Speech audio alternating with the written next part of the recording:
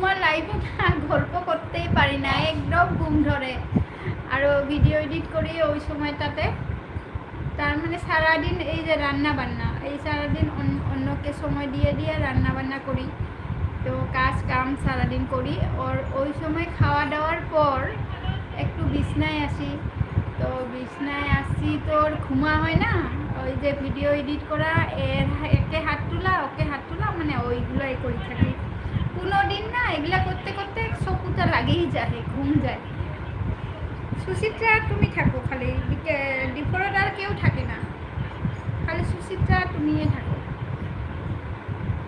আর কেউ যদি থাকে আমি যাই না, বেশিরভাগে যাওয়া হয় না কারো কাছে। আর দুপুরের সময়টা ঘুমাই তো, সবাই তো আর বিশ্বাস করবে না, ওই জন্যে মানে একটু বেশি লোক নেই দুপুরে, দুইজনের কাছে যাই আর ভিডিও চলাই।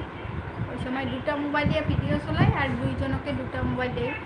সুচিত্রা কদিন 2 মোবাইল দিয়ে 2 ঘন্টা দিলাম, কালকে আসছি 1 ঘন্টা দিছিল, তো আর বললো যে রুনাদি আজকে তো আমি করবো না, আজকে 1 ঘন্টা বাকি থাক বলে ওই চলে গেল, একটাও এড দেখলো না, এইভাবে চলে গেল।